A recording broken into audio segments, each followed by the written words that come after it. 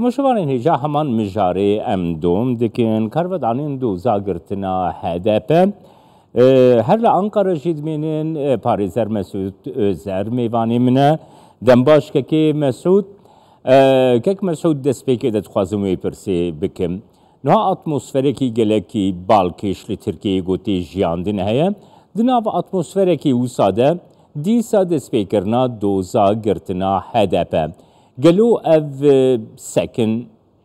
سكنك حقوقيه سكنك سياسيه دفي اتموسفيري ده نرخاندناته بگرم بله يعني الجور باوريا من صديسات اف سياسيه جبرچه سياسيه ام بيرم بيراخه محكه دو سروكي سردوزگريا گشتيا yargıtay seri avulda hafde adar ev doz vekir bu Suriye ki adareci paş ve hatı boşandı. Hafte Haziran'ı 2015'dan hafte Haziran'ı 2020'ye yani şerh saldın ev doz hatiye vekirin. Tabii ki es hukukina bilim ve davaki siyasi az bilim. Şu seri avulda jivlo bu. Nahacı mukabın ve ne hukuki siyasi az bilim.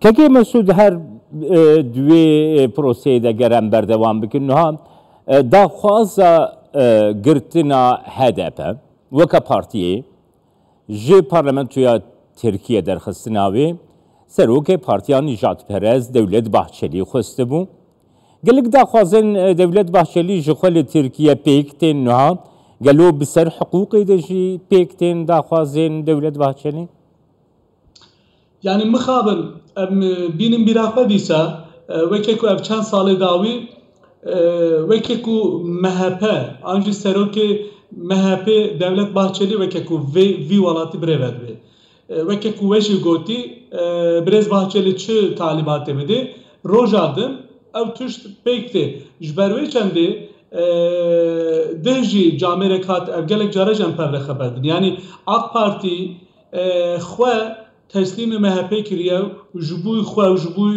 yego denk didin avacı kesinlikle yaptıştek ne normale ya beriyan haj hafde adar doza hati vekirinci roja de hejde adar kongra MHP hebuj berve ki veke ku diyari ki juara hatı bu da şandın nahaji hafte Haziran'ı veke ku AK Parti'de diyari ki yani hemberi hev jesta çeydiken AK Parti MHP AK Parti'de jesta çeydiken Tek Mesud gava ku mirov ve ruşeya atmosferi li Türkiye dibine ku niha serokê rêxistineke Sûcî Sedat Peker vîdyoa belavt ki ev vîdyodraya giştiya Tirkiyeyê de bandoreke gelek mezin kirine sekna dengdêran sekna hevwelatiyan beramberî van kiryarên tarî golê jiyana sîstema Tirkiyeyê de birêve diçin tê gotin ku bi vekirina vê dozê heta ev kiryarên ku li Başûrê Kurdistanê jî rû didin tê xwestin ku rojeva Tirkiyeyê bêguhertin. Ti çawa de nirxîne?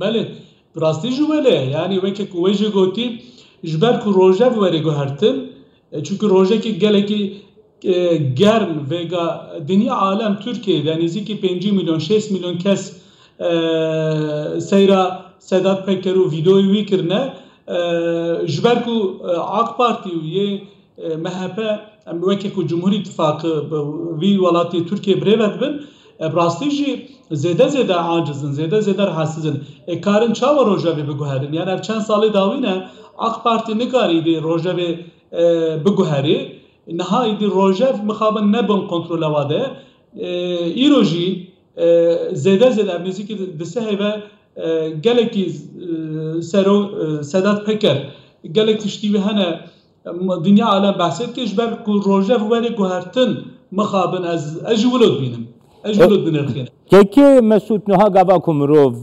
wêneyê Tirkiye digirê berçava desilateke AKP, MHP, desilatekî beramberî daxwazên Kurdan, daxwazên demokrasiyê gelekî tund, gelekî êrîşkar di rewşek wisa de li gora bahweriya te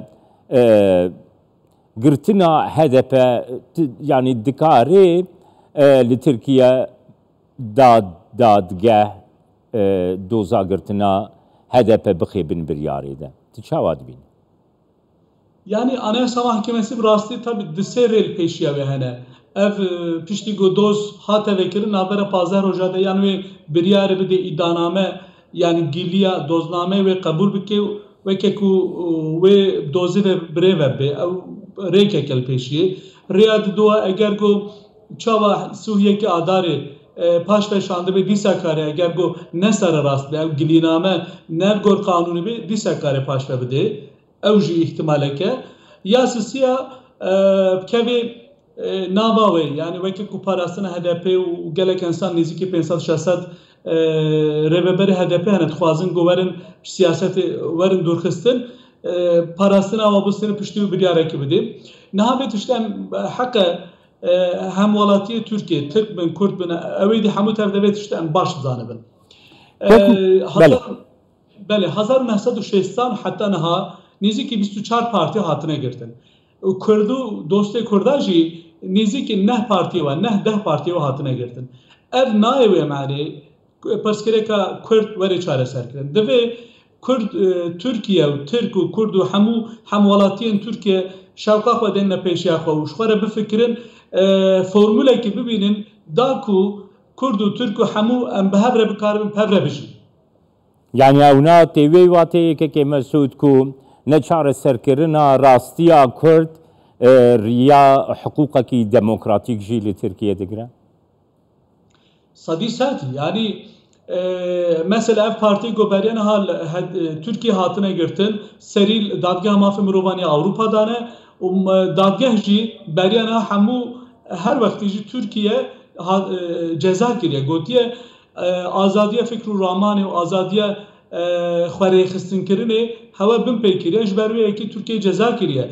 Türkiye eger ku bixwazit roşilata navîn de xurt bibe, quwet bibe gelek care beriyana hem jî gotiye ez dîsa bêjim. Yani 1970 çawa Tirka Kurda milê xwe dane hev derbasî Anadolu bûne.